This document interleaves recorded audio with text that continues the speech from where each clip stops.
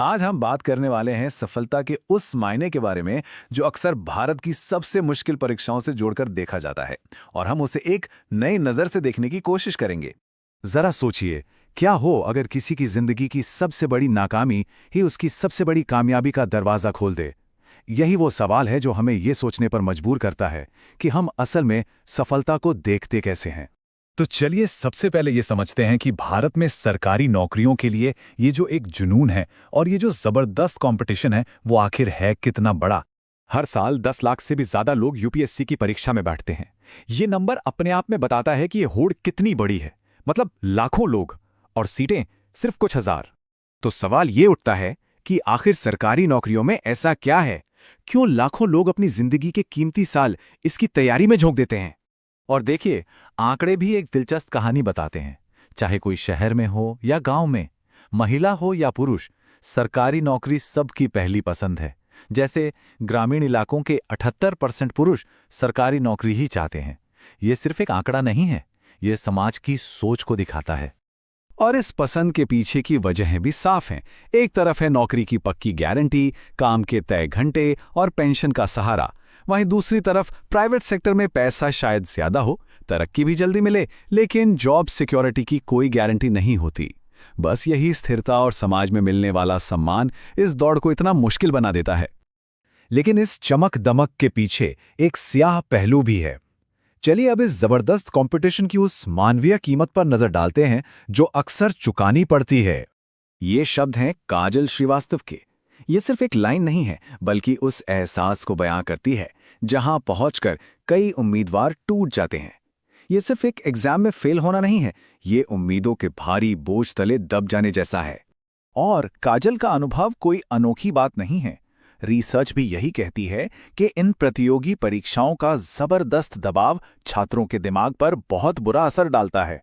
इससे तनाव, चिंता और यहां तक कि डिप्रेशन जैसी गंभीर समस्याएं भी हो सकती हैं। आंकड़े तो इस संकट की गहराई को और भी साफ दिखाते हैं। एक स्टडी में पाया गया कि 27% से ज्यादा छात्र गंभीर चिंता यानी सीवियर एंजाइटी से जूझ रहे हैं। ये सिर्फ एग्जाम का प्रेशर नहीं है, ये एक बड़ा मेंटल हेल्थ क्राइसिस है। लेकिन अब समस्या से समाधान की तरफ बढ़ते हैं। देखते हैं कि कैसे एक बड़ी नाकामी जिंदगी का एक अहम मोड़ बन सकती है। काजल की ही कहानी को देखिए। जब यूपीएससी का छठा और आखिरी अटेम्प्ट भी फेल हो गया तो उन्होंने हार नहीं मानी। उन्होंने मार्शल आर्ट से खुद को संभाला और फिर उसी कला से 2000 से ज्यादा लोगों की मदद की। आज वो एक सफल उद्यमी हैं। ये एक बेहतरीन मिसाल है कि रास्ते बदल भी सकते हैं। ऐसी ही एक और कहानी है वेदा गोगिनेनी की। उनके ये शब्द उस थका देने वाले साइकिल के बारे में बताते हैं जो कई उम्मीदवारों की सारी ऊर्जा खींच लेता है। तो चलिए अब वेदा की कहानी पर ध्यान देते हैं और देखते हैं कि उन्होंने कैसे अपनी कहानी को एक नया मोड़ दिया। वेदा ने ड्यूश बैंक की नौकरी छोड़कर 4 साल यूपीएससी की तैयारी की। जब उन्हें लगा कि ये रास्ता उनके लिए नहीं है, तो उन्होंने पीछे हटकर एक नया रास्ता बनाया। उन्होंने एक प्लांट बेस्ड सप्लीमेंट्स कंपनी शुरू की और आज वो शार्क टैंक इंडिया जैसे बड़े मंच पर पहुंचकर एक सफल उद्यमी बन चुकी हैं। तो काजल और वेदा की ये कहानियां सिर्फ उनकी व्यक्तिगत जीत नहीं है, ये एक बड़े सामाजिक बदलाव की तरफ इशारा कर रही हैं जो एक सफल करियर के मायने बदल रहा है। और इस बदलाव के पीछे जो सबसे बड़ा ट्रेंड है वो है स्किल्स बेस्ड हायरिंग।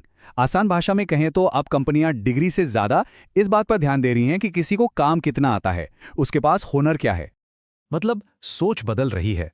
डिग्री आपको एक मजबूत नींव तो देती है, लेकिन आज के जमाने में खासकर टेक्नोलॉजी जैसे तेजी से बदलते हुए फील्ड्स में असली काम आते हैं आपके प्रैक्टिकल स्किल्स, आपका हुनर। और ये सिर्फ कहने की बात नहीं है। भारत में 80% कंपनियां, जी हां 80% कंपनियां अब स्किल्स फर्स्ट तरीके से भर्ती कर रही हैं। ये जॉब मार्केट में एक बहुत बड़े बदलाव का संकेत है। आखिर में ये बात पूरी कहानी का सार है। काजल और वेदा की असली सफलता कोई परीक्षा पास करना नहीं थी, बल्कि अपनी कहानी को फिर से लिखने का साहस दिखाना था। और ये अपने आप में एक बहुत बड़ी कामयाबी है। तो ये सब जानने के बाद ये सवाल अपने आप से पूछने वाला है कि आखिर सफलता की अपनी परिभाषा क्या है? एक कामयाब जिंदगी का मतलब क्या हो सकता है?